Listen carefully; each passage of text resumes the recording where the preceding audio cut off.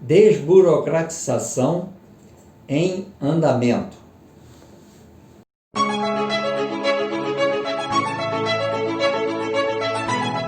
Importante mencionar que duas medidas que vão contribuir bastante para reduzir um pouco a burocratização do contribuinte em relação a seus compromissos com a legislação, etc., foi emitida esta semana pelo Banco Central.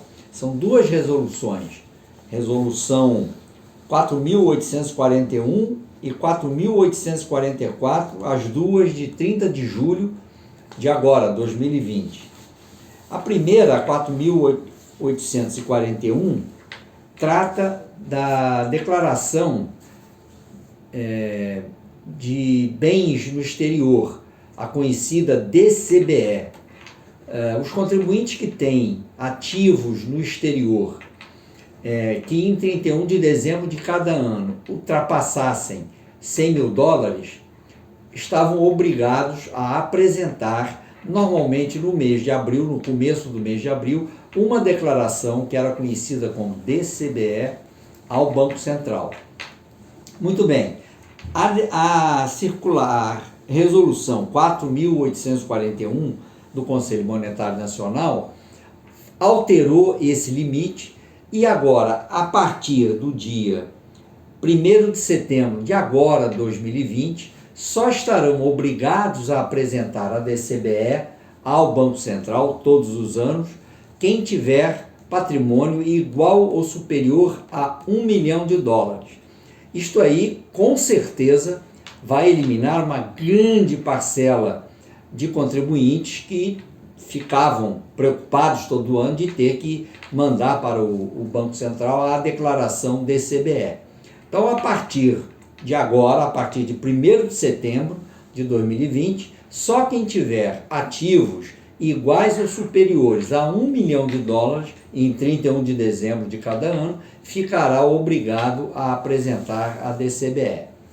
Ainda não sabemos o que vai acontecer com os bancos, porque normalmente hoje, quando você faz qualquer operação de envio de remessa ou de recebimento de recurso do exterior, o Banco Central lhe pede, o banco que está operando o câmbio lhe pede a declaração do Banco Central.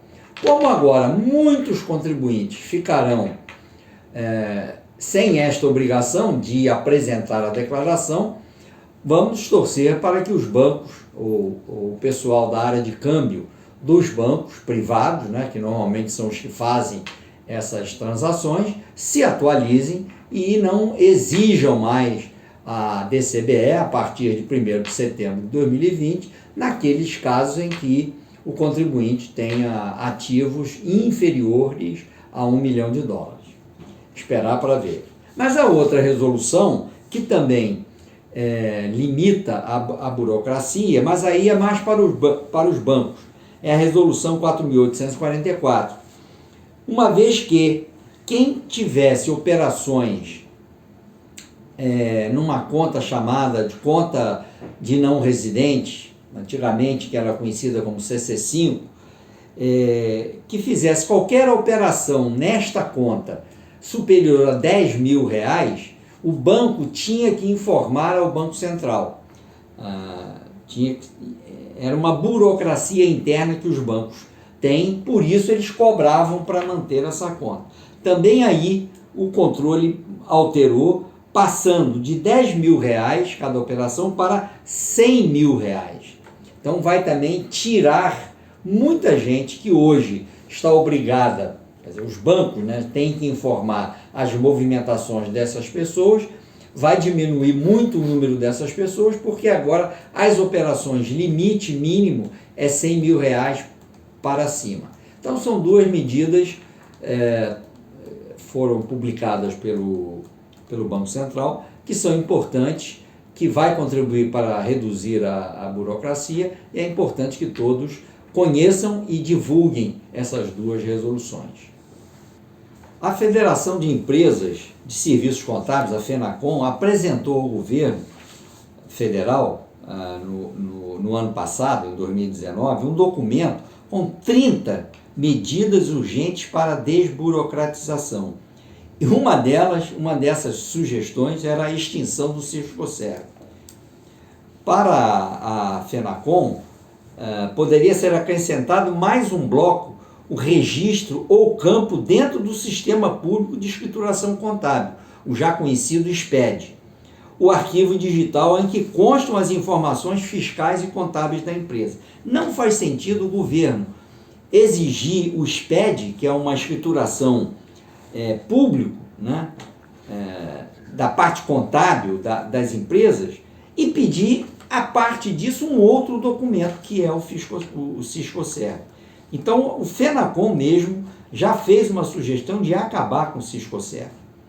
O apelo do Siscoserv, segundo a FENACOM, é estatístico e não faz sentido onerar o contribuinte como obrigação acessória com essa finalidade. E é verdade, porque também sempre disse nas minhas apresentações, nos meus artigos, que no Brasil criou-se a figura do fazer o contribuinte trabalhar para o fisco.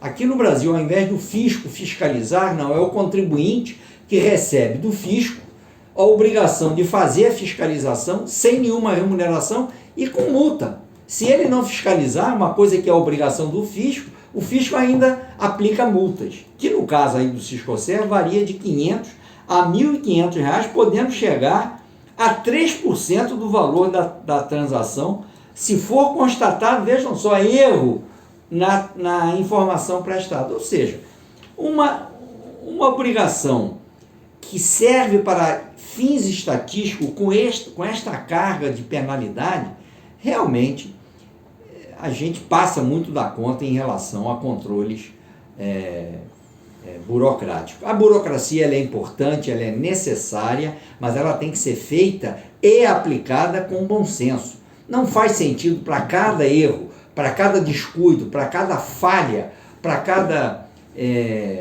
sonegação de alguma informação, se crie cada vez novos formulários. O erro no Brasil ao longo dos anos foi o seguinte: para cada erro que se descobria, ao invés de se punir quem fez o erro, ou consertar-se para que não se erre mais, não, criava-se uma nova obrigação para todos não errem, mas ninguém errava, só aquele. Não, mas ao invés de corrigir só aquele, criava-se e esta mentalidade burocratizante foi sendo multiplicada, porque foi a nível federal, depois foi a nível estadual, depois foi a nível municipal, e criou-se o monstro que nós temos hoje, que é o nosso sistema tributário, principalmente no que diz respeito às obrigações acessórias e as obrigações para se fazer o recolhimento do imposto. Isto, obviamente, precisa urgentemente, mais uma vez, ser alterado.